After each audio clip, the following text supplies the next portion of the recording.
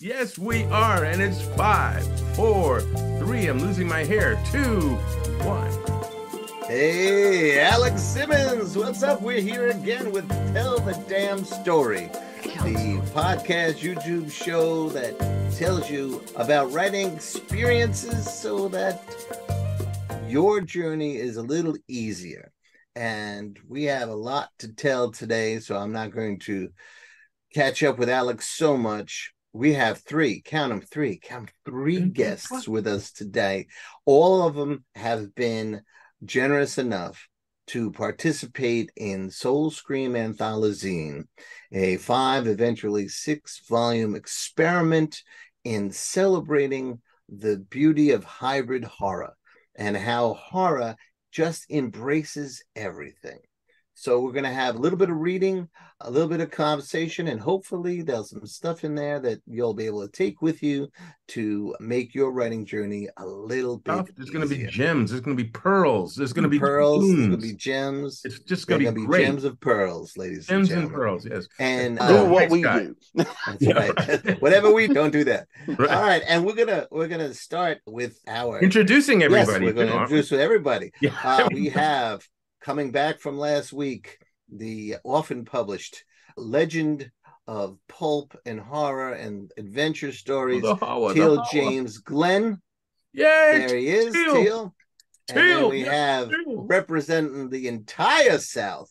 In the right corner, pulp legend. His new book is Snow Hunt from the Snow series.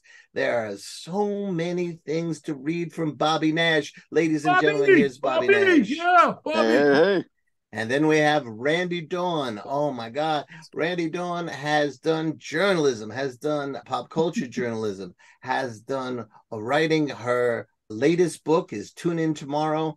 It is a great fantasy romp that if you haven't checked it out yet, go and give it a little I haven't peek. checked it out There's yet, Randee Dawn. Say hello, Randee. Hello, Randee. There you go. All right. These three represent very different styles that they submitted to Soul Scream. Our Antholoazine is part anthology, part magazine, all hybrid horror. There it is. It celebrates that horror will let you go anywhere. And tonight you're going to see what I mean. And we're going to talk about that too, aren't we, Chris? After the reading, after we're going to just talk about everything. Yeah, we're going to talk about. So people are going to get a little taste of each of these stories from these wonderful writers, and then we're going to talk about Soul Scream, so people have an idea of what that really is. Because an antholoazine, I believe, as Teel put it, is your word, Chris. Yep. Yes, your creation. All right, so here we go. The blue, our Led Zeppelin 4 of the collection, no subtitle. The blue South Soul Scream Antholoazine. We have the one and only Bobby Nash, a writer of so many things, but in this series, he submitted his 2 different stories from his Crimson project. And Bobby, take it away. Let's get a little taste of Charity and Samson, bro. Yes, they do appear in both of these editions. I'm going to actually read from the newer one. Cool. Charity and Samson are characters I had the story in the first volume I had written elsewhere once before, and that project fell through. So it's nice to come back, and the story in here is the first time I've written them in a number of years. So it was really great to get back and reintroduce myself to these characters. Charity is a vampire who has this miraculous ability that she learns in book 1 to walk in the sunlight. And people are trying to kill her for that. Samson is her protector, who is a human who is there trying to help her. And the two of them are on the run because people are trying to kill them. That's our setup. It started as these things so often do, with a scream. He didn't know his name, though he was certain he had one at some point. Surely he had parents who had loved and cared for him, right? Wasn't that how the world worked? He couldn't remember. If there were parents out there, they had long since abandoned him or had died trying to rescue him. That was the only sound rationalization his brain could fathom for anyone leaving a poor, defenseless child in the hands of monsters like those who held him captive. Monster. He didn't fully grasp the word's import, though no other word seemed to fit his tormentors better. He had long since lost count of the days and nights of torture and experimentation that had been heaped upon him. The pain, once so unbearable, he would rather die than succumb to one more treatment. Treatment, another word that felt wrong in context. What was he being treated for? Was he sick? Diseased? Was he dying? If not, he wondered if it was worth it. The pain of treatment far outweighed any illness that might have befallen him, though again he knew no details. The monsters who oversaw his treatment did not talk to him, more like at him or about him, often acting as though he were not there. For a time he wondered if he had somehow become invisible. A chuckle crossed dry, chapped lips. Wouldn't that be wonderful, he thought. Invisible. How fun. Over time, he became numb to the pain, desensitized. He believed he heard one of the monsters say, "Perhaps this word displeased them, because when he returned, so too did the pain, tenfold." He screamed. His throat scraped raw from the effort. He tasted blood, tried to stop, to close his mouth, to shut down the pain. Nothing worked. For all the pain he'd endured, for all the captors had inflicted upon him, he found a way to bear it, to internalize it, to make it a part of him. He and the pain became one, but this time was different. Unable to control the pain, he screamed again, blood and spittle flying from his mouth, sweat pouring from his body, eyes bloodshot, hair standing on end, uncontrollable, unbearable, inhumane. His muscles tightened against the restraints, the thick, stiff cloth cutting into his skin that felt as though it were on fire. Then something happened.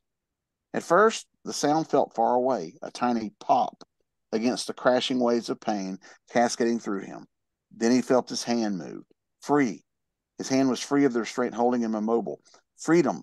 The word felt so foreign as it bounced around his brain, but there would be no time to ponder its meaning.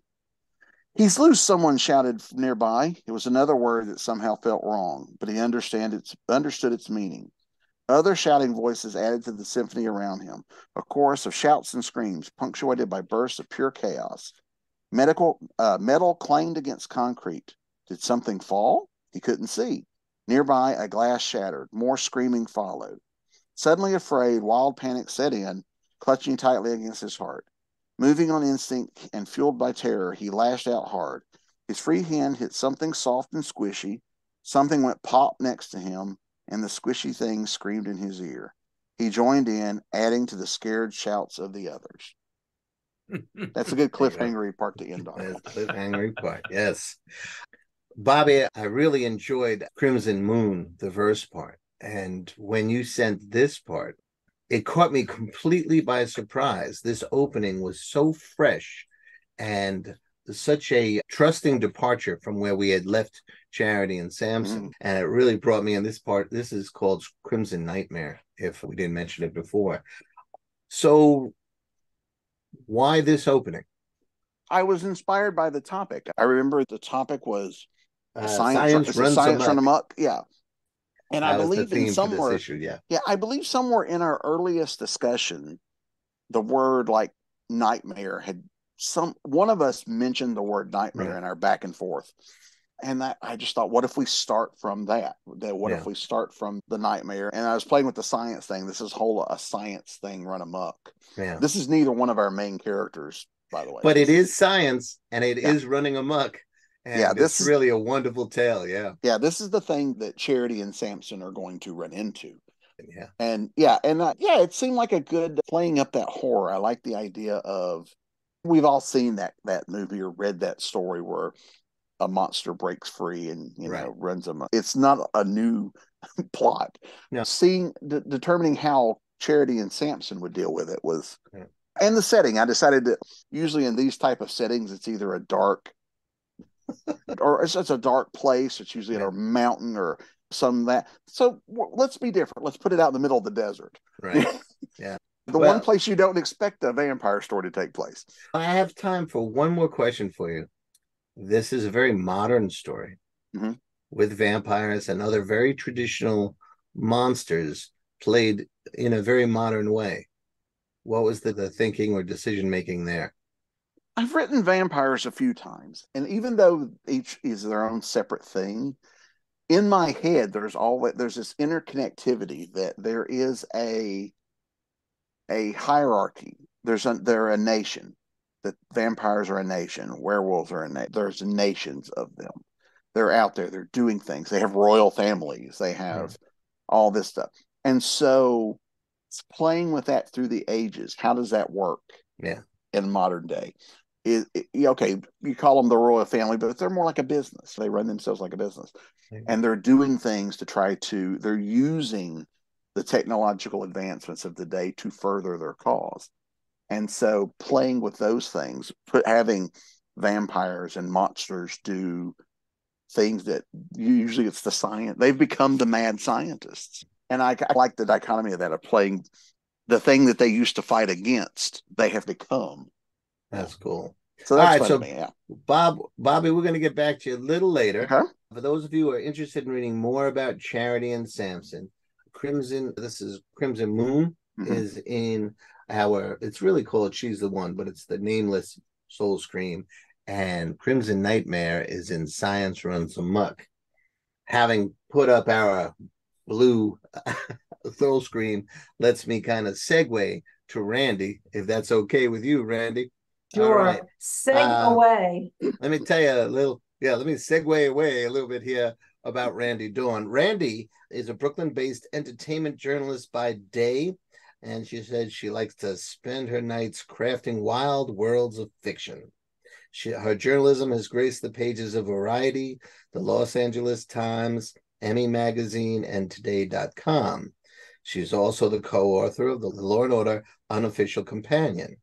And her debut novel, Tune In Tomorrow, is out now. It's been out for a while. And Randee has been everywhere about it. There you go. Great stuff.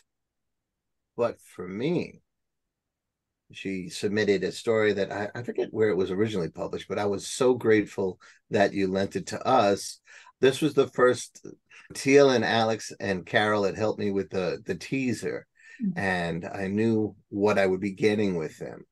I didn't really know, Randee, what I would be getting from you. And when I read Rough Beast Slouching, one, I knew the reference, but two, I said, oh, this is going to be the project I hoped it would be, because this story is a fascinating blend of two things I would never have thought to put together. And that's all I'm going to say. I'm going to turn it over to Randee Dawn. Her story is Rough Beast Slouching.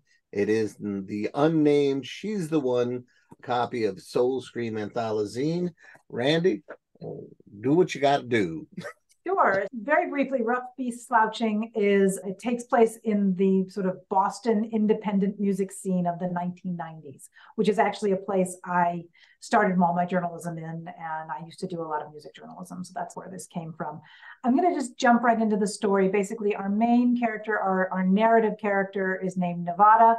She's got a tough gal exterior, but she's squishy on the inside. And anyway, she's been dragged to see this band play by a friend of hers. And she's just met a cute girl that she might be into.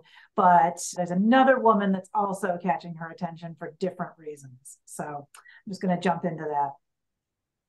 It was the woman from the other side of the room, the one playing tonsil hockey with Jordan a few minutes ago. Her arms were gently folded, hip cocked to one side. I wasn't sure if the laws of physics permitted her to get across the room as fast as she had, but I couldn't argue with facts. Unpleasant? I croaked. She said in a clear, lilting voice, if Mr. Elvis Aaron Presley actually were here, he'd be in a rather rotten state. Even a fat man like him couldn't last long after more than 4 decades underground. How the hell did you get over... I go where I like. She smiled up at me. That needle appeared in my brain, a soft, sliding invasion. When she blinked, I got an up-close look at those unsettling eyes. An earthy, pulsing green, like moss or fungus, something that grows over dead things and consumes them. Greetings, Nevada Sullivan, she said. How? I started again. You may call me Shiri, she said, in a name that reminded me of gauzy things, and oddly of my mom. Now, hush. Lights blasted full on stage as the drums crashed everyone awake. In the sudden bright stood Kay, Puka's drummer and bassist, but no Jordan. I eyeballed where he'd been a second earlier and found him scoping out the area like he'd lost something. Next to me, that something waved a small white hand and twiddled her fingers to the right. Jordan stopped turning around and made a gigantic leap, achieving the stage faster than I imagined a guy his size could move. He gripped the mic like it was a lifeline, and the song kicked into gear. Sherry sighed with pleasure. When it comes to music, there's what I like, and there's what the rest of the world coughs up $100 to see. But this band, the one with the worst goddamn name ever, killed me. Blue Puka weren't just good. It was like somebody took all the music I ever loved in my life and made me see it was just crayon scratches. This was above all that, pure in the ears, straight out the heart type sounds. I was in that moment with the music. Some of it was heart-tearing bluesy, some swampy southern rock, but buried in there was a powerful heart that made me think of the biggest, meatiest bands of the 1970s. But it was Jordan, too. He was this dervish of a frontman, whipsawing this way and that, hauling us all along for the ride through a forest of shiny knives.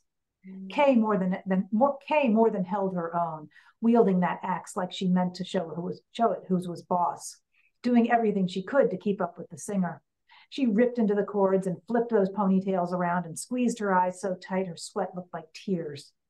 They were a fantastic team, but there was no question of who was in charge. Kay was pretty great, but Jordan had it, that mysterious thing no one could define, but everyone was searching for. 2 songs in, though, I started feeling off. The needle in my brain was turning me to jelly inside. Had to be the crappy free beer. I was scoping out the closest exit sign when a hand slipped into mine, locking me in place.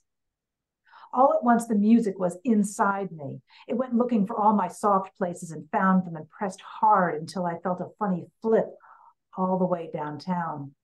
In my good spot, I froze up, then tried to relax into it. But as the song went on, the sensation coiled in me, and there was no release, just a winch turning tighter and tighter. I loved it and hated it, wanted more and had to throw it off me.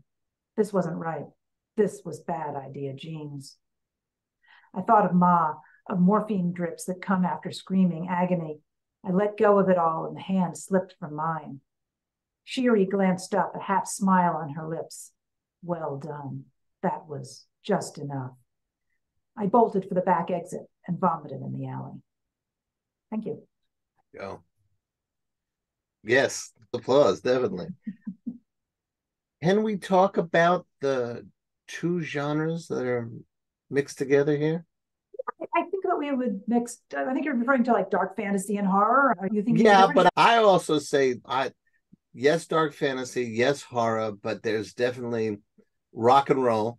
Oh yeah, the world of rock and roll. There's a whole genre of fiction that takes place in that world, and there's a Celtic flavor mixed in too, and those, I guess you'd say, 4 things create a story that builds and builds in a wonderful way. How did these come together? So this story actually came after a full novel that I have written with Sherry as one of the characters. The novel is currently on submission, so cross fingers, we might get to see Sherry again in the world, or in that world anyway. But I had written this whole novel and it wasn't going anywhere and I wasn't really sure if it was working. And then I just thought, I want to see the continuing adventures of Sherry. Okay. And, as sometimes when you write a darker character, I don't like to say villainous with her because she does what she's made to do. She is she's a fae creature and she's doing what she was programmed to do. But sometimes when you get one of those kind of characters, they're fun to take around into the world. The good characters, the protagonists and all them, they get their happy endings. They get to go off and do what the story told them to do. But then you're left with these extra characters. And I'm like, I definitely want to see what other havoc Sherry can wreak. One of the great things about this story, and so many stories that I came across in this project, is that it's written in such a way that you can say, oh, that's the villain. But you can turn the story around and say, wait a minute, they're the villain, which is the horror. And to have that it's open to interpretation it was one of the dreams with Soul Scream is that the best short stories I read, I remember there was that collection Primeval. I think it was in the late 70s. And so many of those stories I would read and then read it on a Monday, still think about it on a Thursday. Yep. And Rough Beast the Slouching is definitely one of those where you can move the diamond and see it from different facets. Sorry for that bad pun, Alex. I owe you $10. It's okay, bro. It's okay. Randee, I definitely want to talk more with the whole group, but one more question, because again, we do attract emerging writers, and you straddle two worlds, journalism and fiction. Yeah. So maybe you can talk to the difference and the different skills needed and how you go about jumping back and forth. Yeah, so I actually got into journalism because I thought, oh, somebody will pay me to write while I'm working on my fiction. And the two, I'm not saying that they're completely different, but they do exist in different areas. There are elements of both that can help each other, but primarily, just because you're getting published as a nonfiction writer of articles does not mean that anybody's ever going to want to hear from you as a fiction writer. They might be in the same family, but it's an estranged family. Exactly. What I have found with entertainment journalism, it's given me a milieu. Like they say, I finally understood what they mean when they say write what you know, because I've spent so much time backstage talking to the people who make the stuff. And that's given me a real background in terms of where to stage my stories. But what I think journalism mostly gave me for fiction was the ability to be edited. I can appreciate where edits need to go and why in a way that I might not have if I hadn't been doing journalism and getting edited and being told how these things work. So those two things were actually, there are ways to collide these things, but they are different things, and one is no guarantee you're going to get to do the other. And I have just one quick question. You said the editing was a benefit of this. I was just wondering, would you also say research? Maybe, yeah. I think that I always researched for my books. It didn't occur to me that I was going to not do some research. The book that Sherry appears in, that again is on submission, there's a lot of Irish fairy and folktale information that went in there, both what Yeats wrote about when he did his whole tour of the country and collected stories, and also the reaction to what Yeats did when he went around the country and collected those stories. So there was always going to be a research angle. I'm not from Ireland. I don't really have any relatives that are directly from Ireland, but I love the music. I love the culture. I love the way that it breathes music in a way that not every other culture does. Sure. So for me, that was really exciting, and that required a lot of research because I wanted to do it right. But that was always going to be part of my fiction writing. Research for entertainment journalism, in terms of the time you have to do an article, tends to be a little bit more surfacey because I don't write for GQ where you get 3 months to write one article and all of that. Yeah, research, definitely. You are correct. Yeah, cool. All right, so if you hang in for a little bit, we'll have kind of a group discussion at the end. But now it's time. The T-Man. To go, yes. Now, last episode, we talked about how Teel has killed and been killed hundreds and hundreds of times, and that he has written it's over 400 or 500 stories, it's been a week, so maybe it's 600 by now. But he has written pulp and adventure and sword and source. There's so many different sides of Teel. It's hard to pin him down. And for Dark Justice, which is our third volume of Soul Scream, Teel gave us a story called Voice of the Desert. And when I was reading it, I couldn't help, Teel, but think about how much Alex would love this story and how the two of you would start talking about desert war pictures and all that sort of stuff, right? But for me, it was thrilling in a completely different way because people would be able to argue with me that this isn't horror most of the way through. And then they'd start dawning on, wait a second, it's about the human monster and the comeuppance and stuff like that. And it really helped me spread or make my argument that horror spreads its arms wide and embraces. So, ladies and gentlemen, Teel James Glenn, You can do a little bit of Voice of the Desert, or am I in trouble? Yeah. And I started hyping up the wrong story. I don't know what you're talking about. I never heard of that story. What are you smoking? That's a whole different story. Yeah, you ready to go, Teel? Yes, sir. All right, so here we go. It's a little bit of Voice of the Desert. I think we lost him, Major, the soldier said in a hoarse voice. Can't we rest a bit? Major Sir Jason Sidney Jones shaded his eyes with his hand and licked his cracked lips. He looked out along the beach the way they'd come, squinting against the harsh North African sun. The sea was burnished copper in the late afternoon light, and the shadows long from the dunes along the shore. A low, constant wind crawled along the countryside, whistling along the rocks like a muffled moan. I see no one, Jessup, the officer said, but we can push on a bit more. It will get cold tonight. We have to find a hidey hole for our few hours. A few hours? The third member of the group said. He was pale and dressed in rags of what had once been elegant civilian clothes. We move again as soon as the moon is up, Mr. Carson, Sidney Jones said, and we'll rest by day tomorrow. Can't we just rest all night and move out tomorrow? I'm tired. That bloody ball of fire up there, sir, Trooper Jessup said. It'll be better to move by night and sleep through the heat of the day. Only at night? The mornings are bearable, but even not for long if we don't find fresh water, the officer said. He listened while he looked, the moan of the wind all but calling to him in a mocking tone.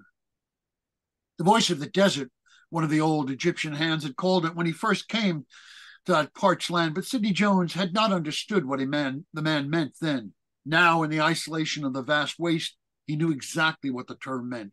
It was as if the cracked earth were calling out in pain for nourishment, a mocking cry that went up and down the scale like a phantom flute. Those damn Frenchies may just give up on us, sir, Jessup said hopefully. The handsome red-haired major shook his head. Not likely. Murray wants my head on a pole.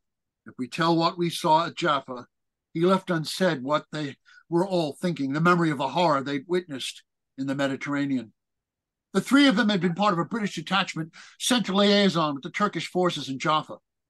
When Carson from the Home Office with them had been sent to help in any way possible against Napoleon and his army. But the little corporal had sieged and taken the city to discover that many of the Turkish troops in that city had given their word not to fight against the French when they'd been given clemency at El Arish. The French troop had kept the small British detachment in separate captivity while Bonaparte and his officers debated for almost a week over the fate of those Turks who broke their bond of parole. The French despot had not the resources to keep prisoners in such large numbers and could dispatch no men to guard them in a prison facility. The most hideous decision had been made of all, to cold-bloodedly kill them all. It was then that the British had witnessed one of the greatest atrocities of the age, when the French had herded some 4,500 men into the surf and began to slaughter them. The unarmed men were put first to shot wholesale, but then the French had decided it was a waste of bullets and began to bayonet and club them to death. The bloodbath took days of butchery that went on around the clock until not a single Ottoman survived. Sidney Jones and his men, all seasoned soldiers in the Indian service, were sickened by the savagery of the deaths. Through it all, the commandant of the prison that held the Brits had leered and laughed at the slaughter. Captain Jean-Paul Marais was a cold and cruel jailer who delighted in his superior position. He shortened their rations and took pains to make them uncomfortable on the journey back to Egypt by ship. But Marais was careless with the guards he posted and underestimated the resolve of his starved and beaten charges. 2 of the group had died in the escape, and 1 had succumbed to his wounds on the swim to shore. But 3 had survived, and they were more determined than ever to bring the world the word of what had happened. What about water, sir? Jessup asked the officer when the 3 started inland. We're in a bad way already, and not even a full day on the run. I know, Jessup, the officer said, but we were lucky to make it off that frigate. We can just hope our luck holds out. We'll just take a step at a time, eh? Right you are, sir, the burly soldier said. He had a brawler's nose and a wide smile. 1 foot in front of the other, eh? The 2 soldiers shared a smile and straightened up a bit for the civilians' sake. And the officer said, do keep up, Mr. Carson. I think we can find a little rest spot over the next hill. we go. With Randee, we were talking about research, and Randee, I'm going to regret this, but I'm going to unchain Teel. There's some history behind this story, yes? Yes. Comes. A big history buff, and I love the Sharps books. And could you identify the Sharps books for people? Okay. Bernard, what's his last name? Forget, wrote the books about Sharp, who was an officer in the Peninsula Campaign, British Army against Napoleon. And you can't read much of European history and not run into Napoleon left or center. Sure. And I thought, in light of modern atrocities, like we talk about the Holocaust and the Armenian slaughter, and this was one of the greatest war crimes ever. They literally just spent 5 days slaughtering these Turkish soldiers. They got bored after a while with bullets and started just clubbing them and stabbing them. Oof. And now it didn't happen in Egypt, but I wanted to deal with the Napoleonic campaign in Egypt. I created this moment of them having been a British liaison troop, right, and then get them back to Egypt. But the other thing I love about history is more soldiers committed suicide in the plains in the United States than were killed by Indians or other soldiers, because the loneliness of being out on the Great Plains in the United States literally drove them mad. They hinted at that a little in Dances with Wolves. And I thought that if you're ever going to be in a place that's going to drive you mad, it's going to be the Egyptian desert, particularly if you come from the soggy isle that is England.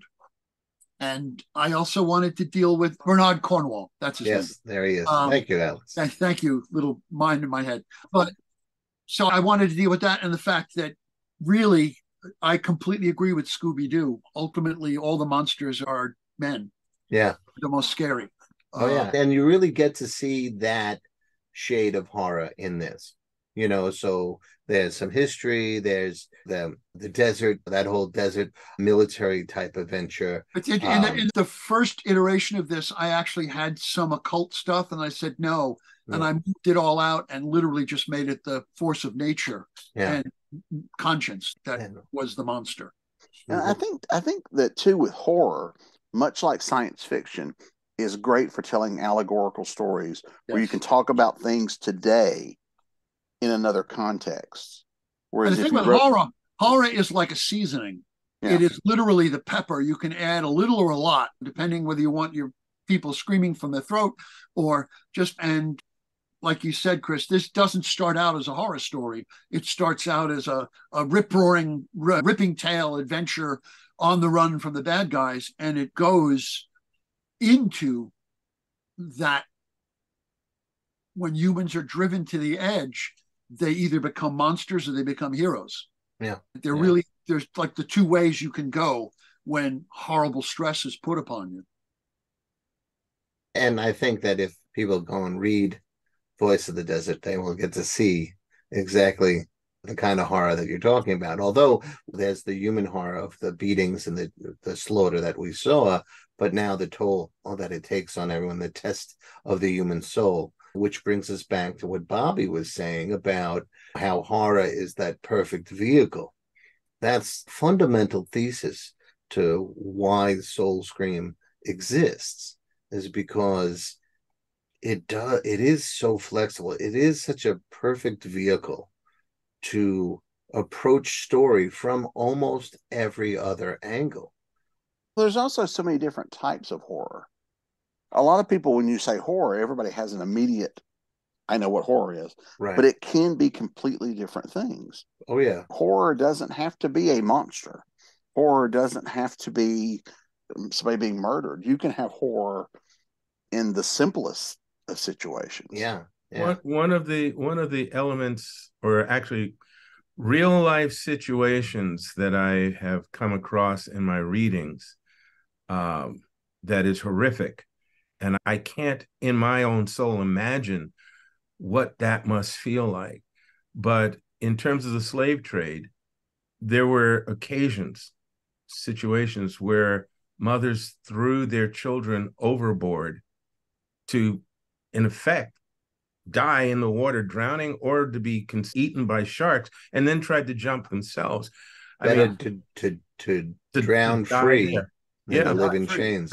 Yeah. And that's horror. That's just to even reach that point in your soul and your mind where that is an option you're going to go for.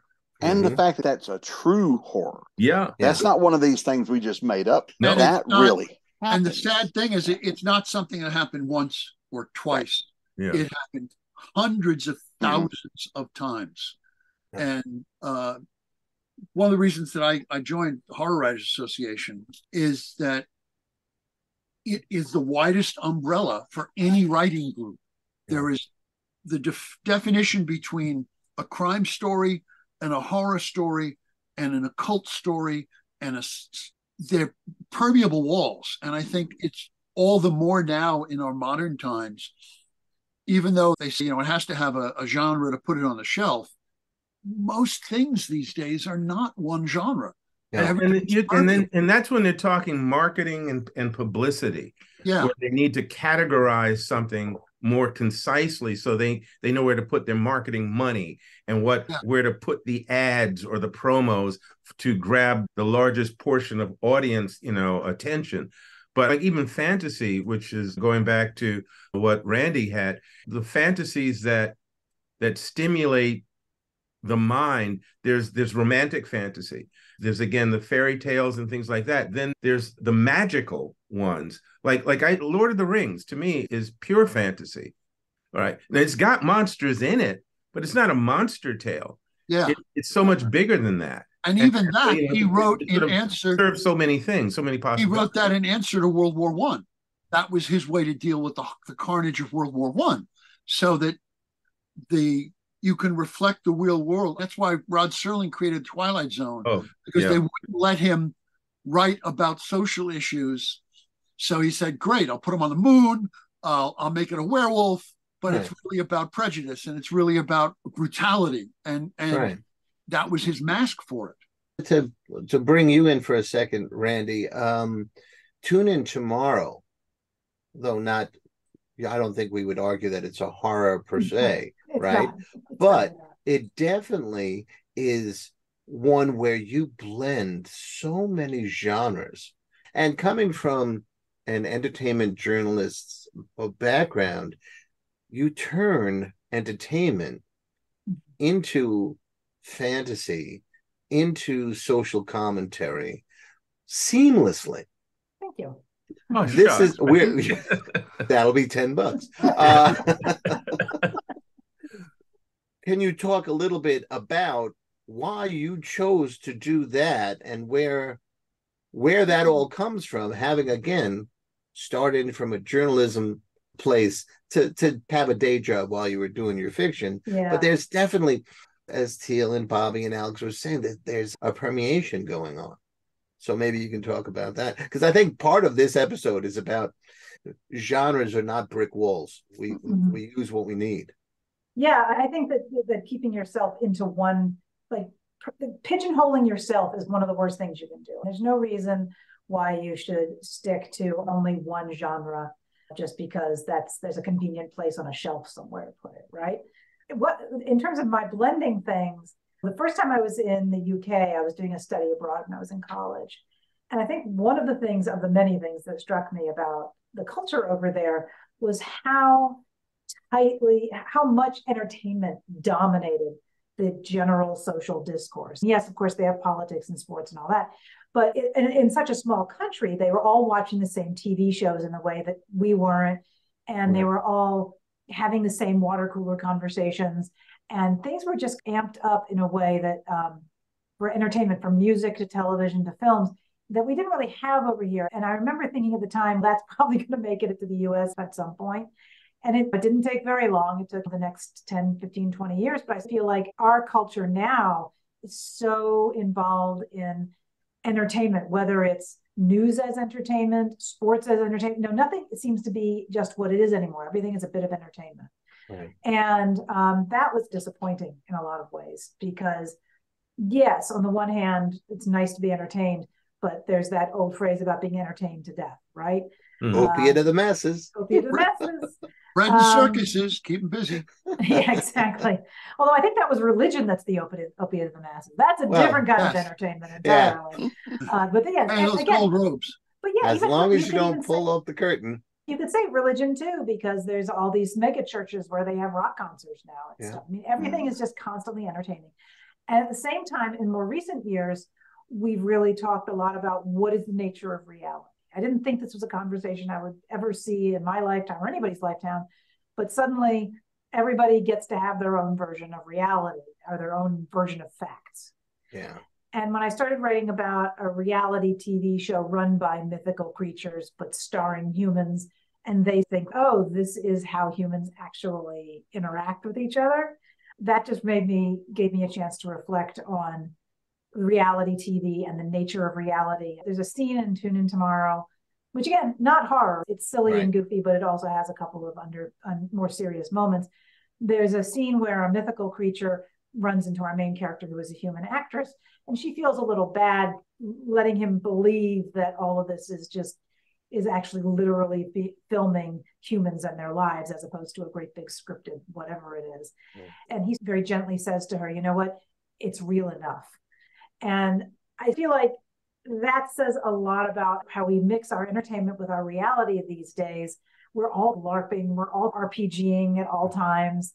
And sometimes that's great. I go to a con and people are in costumes, and I feel like I'm in this neat little sealed bubble of weird geekiness. But I don't necessarily want every minute of my life to be that. I don't necessarily want the country to be run by people whose main goal is entertainment or getting on the TV. And I feel like we've moved in that direction. And that's my TED Talk. Well, I would add one thing, is that one of the nice things about Tune In Tomorrow is it's layers of reality. And the main character goes from her drab reality as a waitress who wants to be an actress to living this life and herself going, am I really here? Am I really doing it? And it's some incredibly funny stuff. And someday you have to get Randee to do her dragon voice. The funniest thing in the history of mankind. She is a living puppet. Your check's in the mail too. Right. I am reminded very briefly of a science fiction piece that I read years ago, early 20s or something like that, by Clifford D. Simic, called Out of Their Minds. And the thing that was most fascinating about it was, and very briefly, I'll just put it, we're in the real world, things are happening, and this protagonist begins to experience, like he's driving along the highway, and suddenly as he's driving, he sees Mickey Mouse driving in one of those sort of silly symphony type cars on the highway, but it's real, but it's Mickey Mouse. And then suddenly it's gone. And as the story progresses, blips like that start to happen. And what the concept is that mankind, or humankind, enough of us began to focus on whatever the fantasy was, or whatever the fiction was, to the point of where that combined energy had created a dimension where those things existed. And now there was a rip or tear between our reality and that one. So we had actually manifested an alternate reality that was now leaking into ours based on consumption. How many thousands of people were into this thing, and then that thing becomes real. And I thought, that is wild. And this was like years ago that I was reading that. And Alex, that's how we got the Jedi as an actual religion in some countries. That's kind of what I mean about taking that route, taking the idea of entertainment maybe a little farther than it was meant to be originally. Entertainment is great. You can get a lot out of it, but it's not meant to be the foundation of a civilization. You know what I mean? Yeah. But we teach Klingon in colleges. Yes.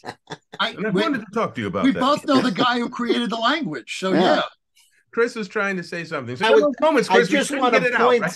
just want to point the finger back at us, because Randee and you and I may have our hands a little cleaner, but these three here have written so many characters that are deep into the fabric of Americana and the world.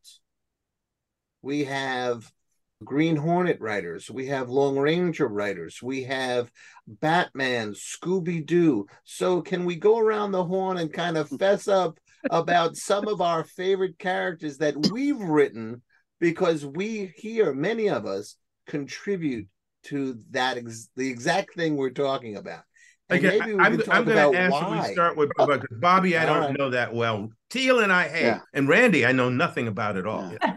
But there is a lot of fun to be had playing with these toys that you grew up watching. Or you can't break them like we do our own characters, but you can certainly bend them.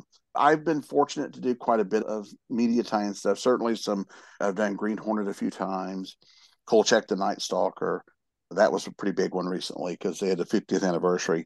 I have a Lone Ranger story coming out. I've done Zorro a couple of times. So stuff like that is fun. I've written Star Trek on an unofficial level, which was produced scripts, my friend. Yeah.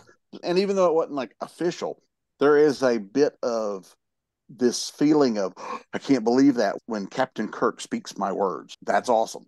So playing with characters like that, yes, there's you feel a little bit of a reverence toward them, because I don't want to ruin Zorro. Right. I don't want to be the guy they point to and go, that guy screwed up Zorro. I'm still trying to hunt down some of the people that ruined some of the Sherlock Holmes stuff for me. Yeah, and I will find them. I will. And because I have turned down projects before because I'm not the guy. Right. I'm not the guy to write Sherlock Holmes, for example. That's not me. Now, I've done it since then, but I remember turning one down because I'm like, this is not me. I'm going to screw. I don't want to be somebody who go, this guy doesn't know Sherlock Holmes. Or the other one was when we adapted an Edgar Rice Burroughs At the Earth's Core into a graphic novel.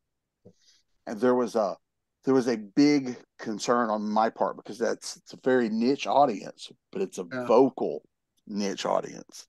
They all have stone knives. Oh yeah. And so I was very careful that it was like, I was constantly reminding myself, I am writing Edgar Rice Burroughs At the Earth's Core. I am not writing Bobby Nash's At the Earth's Core. Mm-hmm. It was very important to make sure that the Burroughs-ness of it was there. And so those are the kind of things those are the kind of things you think about when you're playing with these, especially these long historied characters. Iconics. Yeah. Yes. Yeah. You know, Bobby, you're talking to two people who have written Sherlock. Mm-hmm. Both Alex and Teel have written Sherlock. I've dabbled. I did break it with one of my stories. I wrote a story where Watson is interviewing a bunch of actors because Holmes never existed, and he's hired at this point 6 or 7 Holmes impersonators who've been murdered, and he's changed the ending of the stories to make them not be murdered. And he's going along, and I sent it into Sherlock Holmes magazine. He said, I love it, but I can't print it in this. We will never. But that's like the Michael Caine movie. I only found out about it afterwards too. No, I'm not saying this. I'm saying they did their thing. And not to jump all over, but I'll just quickly rattle off starting with my Sherlock Holmes. My Sherlock Holmes play, Watson's not in it. Watson's married and he's off doing his thing. We don't need to write that story because it's Victorian England. But I took a reality and then did a fictional story. Ira Aldridge being a black man who actually was an actor in that time period, who came from the United States and went to Europe and became this continental success.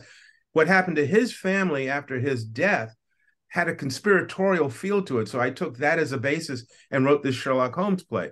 So I tried, like Bobby, I don't want to be the one to break it. I did my homework. Yep. See what I did there, Chris, at home? Okay. Did my homework. Strike that part of the show, Yeah, no, I'll edit it out later. Yeah. And I did all that, and thank goodness, the Conan Doyle family still had control at that time. So I was dealing with their attorneys or their barristers and all of that. And they liked it so much that they literally from that point on gave me carte blanche to do anything I wanted. So I was like, okay, thank you. But then isn't that a great feeling to be trusted? Yeah. Oh my God, yes. Yeah, really think about it. But then the other thing was Batman, Tarzan, Superman, Scooby-Doo, Archie, Black Panther, and I'm working on one other Marvel thing right now. And in every one of the circumstances, as you were saying, Bobby, there's that part of you that's saying, what am I bringing to the table? Mm-hmm. What am I going to do with this story to bring it, make it fresh and whatever? But I also have a responsibility because these are not my characters. So how do I handle this respectfully and yet generate some excitement? And I think it actually helps a bit because you have to be super creative because you can't make lasting changes to these characters unless they hire you to do that. But most of the instances, if they're going to hire me to write Batman, I can't alter Batman irrevocably. I tell people that writing media tie-ins is like watching Star Trek in the 60s. Almost every episode starts, the Enterprise is flying through space, we're on the bridge, everybody's happy, something happens, some bad stuff goes down, we solve the problem. Somebody in a red shirt dies. Are we talking beat sheets here now, Bobby, right? Beat sheets. At the end of the episode, the Enterprise is flying through space, everybody is still on the bridge, they're happy, life is good. That's how you write a media tie-in. Yeah. To be fair, if I can just jump in here, I have not written a media tie-in, but with something like the superhero characters, the Batmans or whatever, there's been 800,000 permutations of Batman. Batman has died and come back. How is it not allowed to do something? Can't we have Batman with his head cut off? Those happen. He's coming back anyway. But those happen when the company wants them to happen. If they just say, okay, we're going to do a Zorro anthology. So you're just going to write a Zorro story. I know I can't irrevocably change Zorro. But if they come up to me and say, okay, we want to tell a story where Zorro loses a hand and has to train a replacement, I can tell that story, but I can only tell that story when Zorro Inc. wants that story told. Okay, fair. Yeah, I get that. So it's one of those things where it's what the license holder is asking for. Mm-hmm. Or allowing their yard. Yeah. And in most cases, when something like that is going to happen, that's going to be a change, they handle it. They don't just say, who wants to write a story where we kill Batman? They already know who they want to do. I'll give you another quick example. Michael Uslan wrote Archie Marries Betty, Archie Marries Veronica. That was his concept. He said, wouldn't it be interesting? The owners of Archie, the company at the time, went, ooh, and it's Michael Uslan saying this, suggesting this. So the producers of all the Batman stuff wants to write something for us. Great PR here. Let's see what happens. And the funny thing about it is he was never seeing it as this is going to change the Archie universe. He was seeing this as here's an interesting story, a what if kind of what if story, basically. And we get to play with it, and it'll sit somewhere within the realm of the Archie universe. But how the public reacted was really like we had fired off nuclear weapons and obliterated all civilization as we know it. One guy who owned a copy of an original Archie comics, the first one, was worth at the time, I think something like, if I heard right, $40,000 or $45,000. He sold it for 30-something because he wanted to get rid of it because he was so angry that Archie married Veronica. Not that they did stories about Archie marrying either or, but that he chose Veronica. He was a Betty man. Betty. And what happened was Michael just hadn't finished writing the Betty segment yet. Right. Just like all those people that went nuts when Superman died or Captain America died. And how dare they? How dare they? Not True confession, I dated the official Veronica for Archie. She won a contest as the official Veronica for a while. So I actually dated her for a while.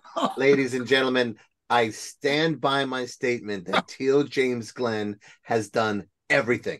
Yes. Everything. But going back to Soul Scream, which as I said, I was sure. That's what we're talking about. Sorry. Yeah, Soul Scream. No. Yeah, but I really love when we go somewhere and then come back. Yeah.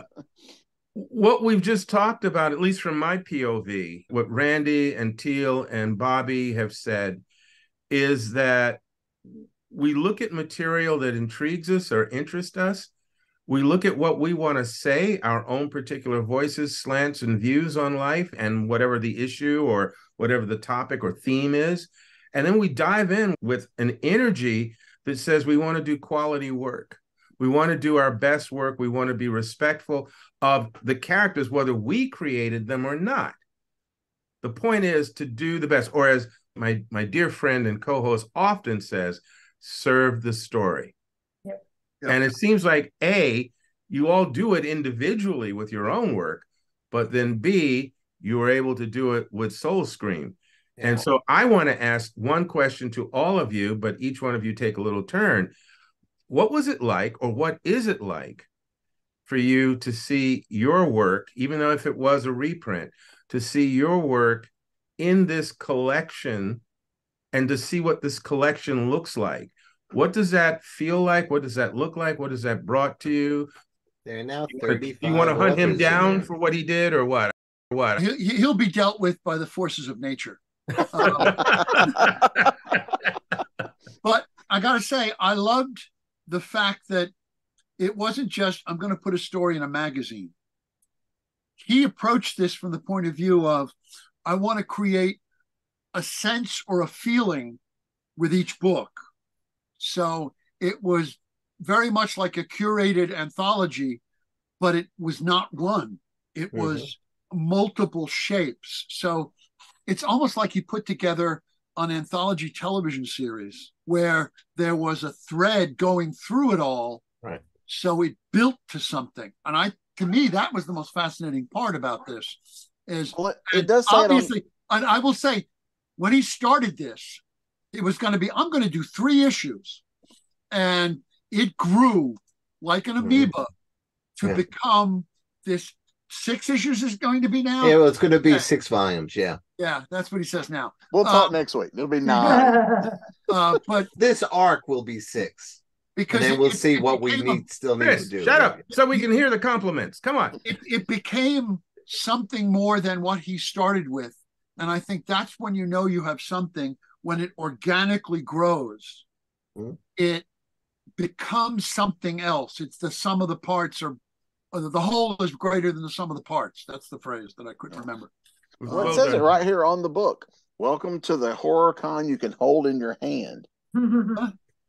Yeah, I think too when I first talked to Chris about doing something, you could also tell, because putting an anthology together, there was a lot of passion on his side of what he wanted to do, because he had to explain to me what an antholazine was. Yeah. So I had an idea, but there was a passion for what he was doing. I get that he was trying something different. And a lot of times when you go into anthologies, a lot of the times it's a gut feeling. I'm sure Teel this is the same with him, because we both do a lot of anthologies. Sometimes it's just a feel of, ooh, there's something cool here, or ooh, there's something I want to work with somebody here, or this will be fun. It's one of those 3 things almost always for me. And in doing this, because my original plan was just to do the one, and that was it. But I was like, it inspired. Oh, I want to do another one. Can I do another one? And yeah, so that kind of that passion for the project really bleeds through, and it was fun. It was fun. It was fun to revisit these characters I created a long time ago. And so yeah, so that's a lot of times it focuses down to those 3 things. And in this case, this looks like it'll be a fun time. And I got to say, I get a lot of compliments. The covers are awesome. Yep. So. Yep. Thank you very much. That's nice. Yeah, mine was just a reprint, and Chris reached out, and I was like, I love being in on the ground floor on something cool, and this sounded super cool. I love the idea of it being neither fish nor fowl, but also both at the same time. And yeah, it just sounded like a really exciting idea. And the story had been printed once before, as Chris noted, in a place called Dim Shores Volume 2, and it was an expensive book. It was not something that I could go and buy copies and expect to be able to sell. And I was very happy to finally get it published, because it had been sitting around for a while in various forms. But when Chris came along, I was like, yes, I will totally leap on another chance to get this in another publication that more people will actually buy, because Soul Scream isn't free, obviously, but it's a lot very more affordable. Very affordable. For the amount of material in it, it's really affordable. Yes, absolutely. That's the point. Yeah. So I'm so thrilled that more people are getting their hands on this story, because I'm excited to hopefully, like I said, get another story with her in the universe, and just being able to tell people that this story came out. I originally wrote this story in the 1990s. That's how old it is. It's a very different version. It's gone through a lot of different rewrites and such, but there was a version of this that came from the 1990s. Out in the world, you never know when a story is going to finally get to CEO later. It feels alive and fresh. Hear, hear, hear, hear. I often tell my students, the purpose of an idea is to be an idea. You jot it down, you put it away. Maybe you'll use it tomorrow, maybe you'll use it 10 years from now, but don't judge it the moment it comes out, because that's not its job. Yeah. Sometimes it has to percolate. Yeah. See, like they say, if you can have two ideas and rub them together, they start something.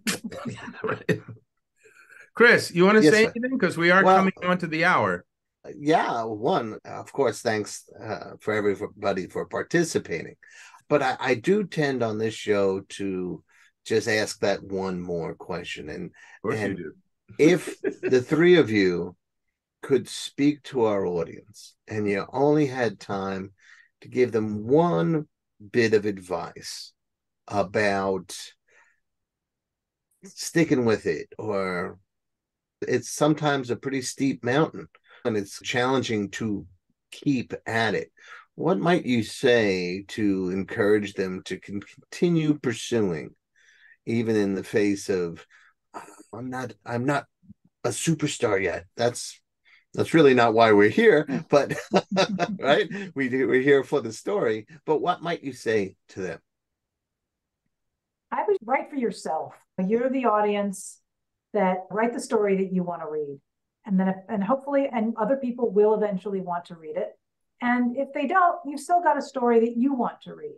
The industry, between writing and the industry, it's so vanishingly small that people get noticed, even beyond just their usual little friend group. And you have to be doing it for yourself first. And if you're not, then you're not really. I don't think that no matter how much success you get, that you'll really enjoy it. Absolutely. I was going to say, write for yourself. The other part of it is the art is different than the business. Live for the art and then try to get better at the business. But live for the art, because that's what will sustain you when the business isn't. Yep. Yeah. And I would add to, if your goal is to do this as a career, because not everybody who writes wants it to be a career. Some people write as a hobby. Nothing wrong with that. Right. So know what you want. And if your goal is to write as a career, I see a lot of people, and I was as guilty of this early on. I would set this, okay, my first goal is New York Times bestselling author Bobby Nash. Okay, that's goal number 100. That should not be your first goal. Set attainable goals and then celebrate when you make those goals. There you go. Because if you celebrate them, that releases a little bit of endorphins and you're happy, and it spurs you to want to do more. And they don't have to be, like I said, they don't small goals. You know what? I finished a book. That's a goal. And that's a big, and that's actually do. Exactly. Yeah. That's a biggie, because for every one of us that finished a novel, there's 1,000 people that are still working on chapter 1 that will never get to chapter 2. Mm-hmm. So set those goals, decide where you're trying to go, and just work at it. Don't think, if I start writing today, I have to sell 10 million copies of my first book, because you're going to be very disappointed. And don't set a deadline. Yeah. Good Lord, you just never know. Yeah. If I don't make it by the time I'm 30, I'm done. Enjoy the journey. Yeah. Because in most cases, especially at indie levels, some of us we don't get our first books published till we're in our 40s, sometimes 50s. True. I know authors who are big names today that sold their first book at 48, 49. Mm-hmm. Yeah. So there's no timetable on when it is. And you're going to keep learning as you go. You're going to get better. Anything else, practice will make you better. You will become faster at typing. You will become better at story structure, it's whatever. Doing it will make you better. And listen to people who you respect if they give you a critique. Right. The first hardest thing for most beginning writers is any critique they get, they immediately take it as if it's an attack. Yeah. Mm-hmm. And it's not. It's not. And the best way to do that is, want to be angry for 15 minutes and look at it and say, how can I use this to be better? It was like Randee said earlier with editing. Yeah. That is very hard for a lot of it, especially early on. The first time, editors are not your enemies, but the first thought, you think I'm being attacked. And they just want it to be better. They want to help you get better. And I think that's partly the language that we use with editing. Mm-hmm. You need to fix this. You need to rewrite this. Yeah. And I always try and encourage them to run to that, because that's where the next level of writing is. It's the way in. A friend early on who really set me right, when she read my stuff, her critiques would be, do you really want to say this? It's the best way you could say it. She never said this doesn't work. Yeah. Right. Or I don't understand this, or am I missing something? Right. Yeah. Because we as writers, we know what we're trying to say. So even if we don't type it out correctly, we know what we're trying to say. So reading it over, our brain fills in the gaps. And so someone else to read it and go, I'm not sure what you're trying to say here. Yeah. That is, I would only, not contradict, but I would add as an addendum to this, like with a lot of emerging writers or aspiring writers, and again, we are talking about people in the early stages of this journey, sometimes they don't know what they don't know. That's true. So sometimes what I will say is, all right, help me understand where you're going with this. Or when the character said such and such, what were they feeling? What were they thinking? And I try and get them to go deeper into it, because a lot of times it's about not writing to plot, but writing to character. Yeah. And once they start to realize, oh, so we are reflecting aspects of life. So a real person might say this. So my character could say, exactly. Mm-hmm. Now roll with that, run with that. And the other word, because Bobby was talking about, and Chris also talking about choices of words, I tend to say, so what can we do with this? It's the attitude that you approach it. It's not, oh God, I'm gonna have to work hard on it. Let's play with this. Let's see what we can make happen. Yeah, you're not fixing it. You're not fixing it. You're making it better. Yeah. Chris, we could continue forever on these kind of conversations. We definitely could, but it's going to be your first 2-hour show. All right, so let me help you out here. Such sweet sorrow. No, everybody's coming back. Teel is always coming back. We've changed locations. We put locks on the door. He still keeps popping up. Yeah. But Randee and Bobby, please, can we get you back at another time? Absolutely. Nah. Come on. Anytime. Okay. I'll show up at the opening of an envelope.